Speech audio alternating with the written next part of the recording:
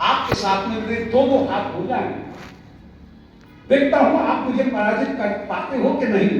पराजय पाने की मेरे हृदय में बड़ी इच्छा है, केवल विनम्रता की भाषा है, हृदय में तो महाउद्दंडता है। शिव जी बोले, बेटा मेरा चेला है, सिर पे मत चढ़, देख तुझसे तो मैं युद्ध करूंगा नहीं। पुत्र शिष्य पराजय, तुझसे पराजय हो जाए तो अच्छी बात है, परंतु तेरा अभिमान और बढ़ जाएगा, इसलिए तुझसे युद्ध नहीं करूंगा। जिस दिन तेरे महल की ध्वजा टूट करके गिरे, मेरे शरीर का लड़ने वाला मिलेगा। इनकी उषा नाम करके पुत्री उन्होंने स्वप्न में मिलन प्रद्युम्न के अनिरुद्ध के साथ में देखा। कांत कांत कह करके जब गई, इनकी सहेली थी चित्रलेखा, ये योगनायक स्वरूपाई ही है, प्रभु को मिलन कराने वाली है।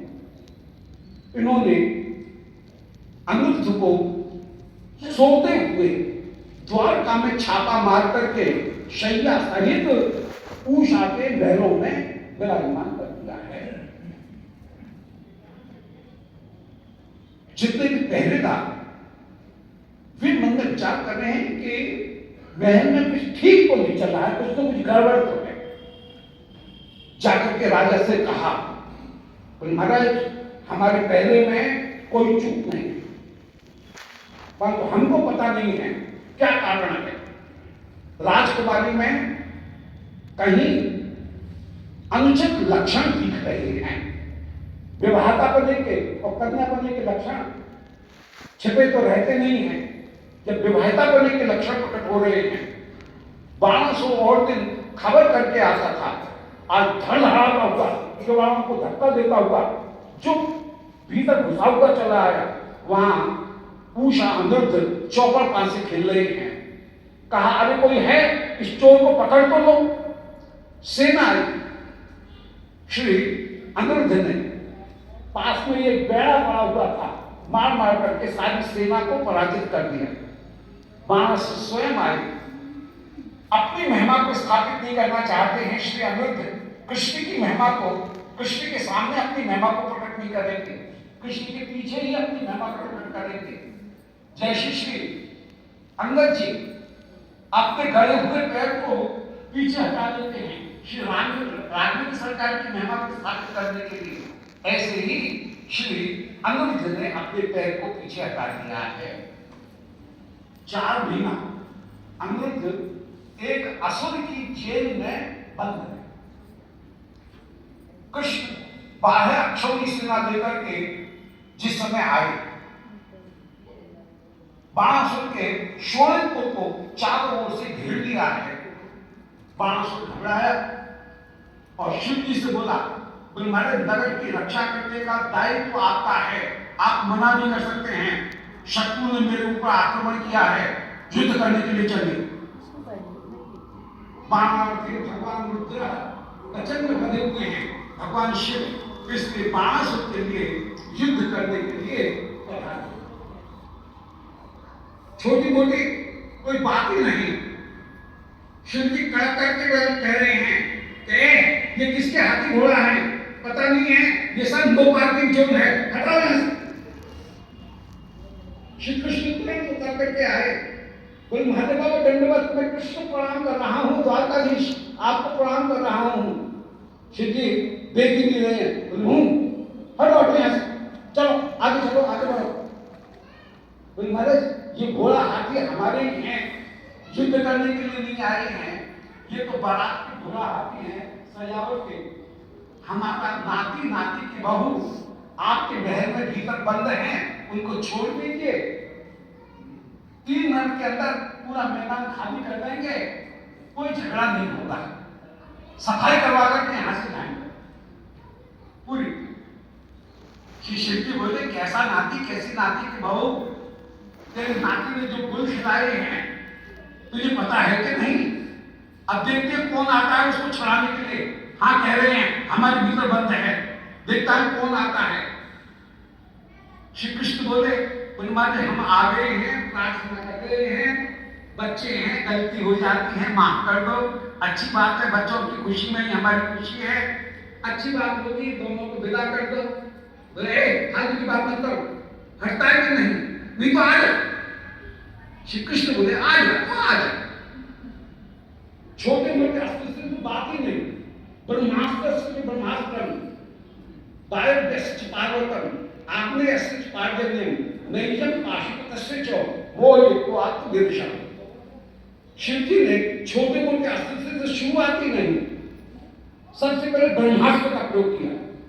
श्री कृष्ण ने ब्रह्मास्त्र को ब्रह्मास्त्र से काटा, शिव जी ने वायु का अस्त्र चलाया, आपने पर्वत का अस्त्र चलाया, शिव जी ने अग्नि का अस्त्र चलाया, कृष्ण ने वर्षा का अस्त्र चला दिया, शिव जी ने पाशुपत अस्त्र चलाया, आपने नारायण अस्त्र चला दिया।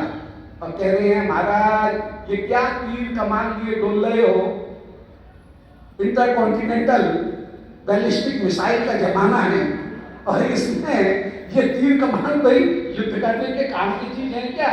इनको तो किसी म्यूजियम में रख दो कि ये महाराणा प्रताप का भाला है और ये तैमूर की तलवार है, ये अब युद्ध के काम की चीज नहीं है, ये तो केवल इतिहास ऐतिहासिक महत्व की चीज है। ठीक है, इनको रख दो, इनसे युद्ध करने का समय नहीं है, कोई नया आपके पास में हथियार हो तो वो दिखाओ। शिव जी बोले हमारे पास में तो आप तो कोई नहीं है। आप बोले हमारे पास में बहुत से हथियार हैं अभी। सो आपने किसी रासायनिक अस्त्र का प्रयोग किया, ब्रह्मास्त्र का, जिसके द्वारा जम्हाई आए, आलस्य आए, नींद आए। महादेव बाबा को जो नींद आने लगी, अब युद्ध में नींद का क्या काम?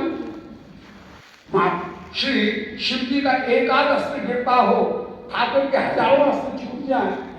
नादिया ने विचार किया महादेव बाबा की दशा बिगड़ रही है, सो पूछ ऊंची करके वो जाए सीधा कैलाश में ही रुका। आपने त्रिशत ज्वर को नारायण ज्वर के द्वारा शांत कर दिया है। श्री बाण स्वयं युद्ध करने के लिए आए, आपने इसकी भुजाएं भी काटना शुरू कर दिया, अस्त्रों को काटना भी शुरू कर दिया। जब केवल 4 भुजा रह गई, महादेव बाबा दौड़ करके आए, बोले महाराज कहीं आपके चक्कर में चला देना, मेरे चेला को क्या गुंडाई कर दोगे क्या? आपने कहा प्रहलाद के वंश में इसने जन्म लिया है, मैं इसके वंश को नष्ट नहीं करूंगा। श्री शिव ने उस समय पार्वती से कहा मूर्ख गिर चढ़ो, ये शिव की अपूर्व भागवतता है। आज असुर विरोधी को भी श्री कृष्ण का अंगत बना करके, भक्त बना करके विराजमान हुआ, दिव्य लेकर के विदा करा करके उस समय लेकर के आए हैं। श्री कृष्ण अनेक अनेक समय ब्राह्मणों की महिमा उनको जगत में स्थापित करें।